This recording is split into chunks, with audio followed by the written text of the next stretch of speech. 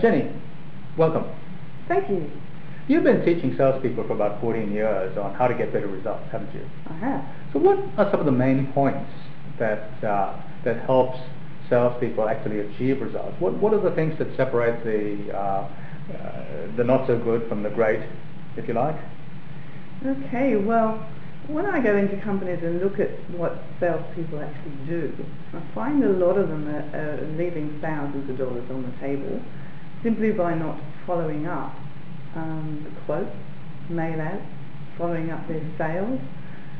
It's just amazing because, of course, that's where the rejection comes in, when they have to ring the person to see if they were interested in the mail out they sent or if they were interested in the quote.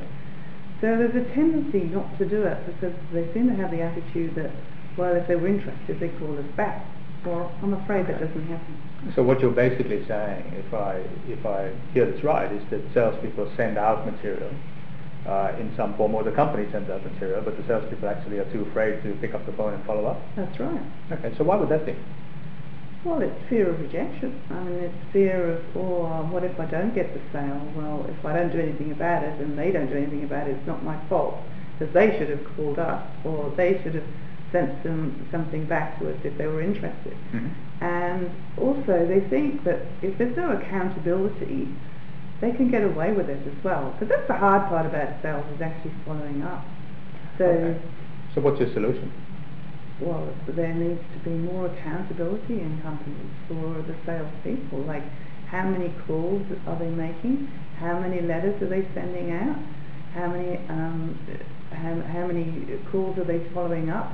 There needs to be some sort of accountability put in place so that people can say that they sent out 36 letters and got 10 responses, or if they sent the letters out and they followed them up, they got 20 positive responses because they actually followed up. So there's some kind of record of what people are doing in the organisation. So many companies I go into, they don't seem to have this accountability system. So salespeople are allowed to get away with it. Okay, so what sort of organisations actually come to you for sales training? Anything from small business to large corporates. So, for example, I've been training ING, and I've been training APN newspapers and financial institutions, insurance companies. So those are the big ones. And then just last week I was training a company, Water Filters Australia. Mm-hmm. They just have a small call centre of 8 people, and then I also train individuals, because individuals come to me for coaching. Mm-hmm.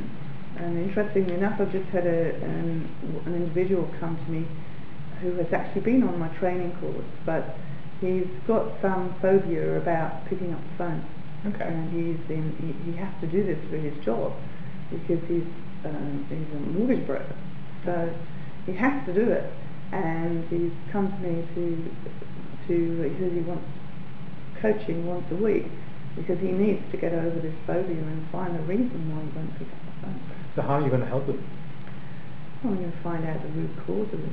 Usually comes from your childhood, mm-hmm. when you're, probably your mother told you were no good, or your father told you were no good and you were hopeless, and so if you did something wrong, you got rejection, you got smacked. So if you're going to do your call wrong, you'll get smacked too, because you won't get the result and the boss won't like it. So there's sort of this fear around.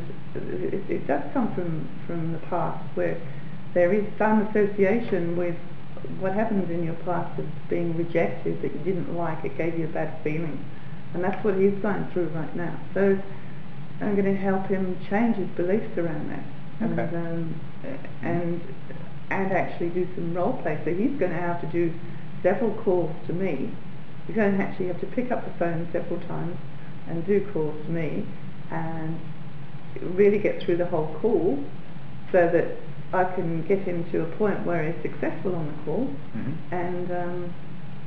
and then he'll feel good about it because he actually got through a whole call and it was successful, and he's going to feel good about that. And if we can repeat that over and over again, you'll then go into a pattern of being able to do the calls better. Okay, interesting.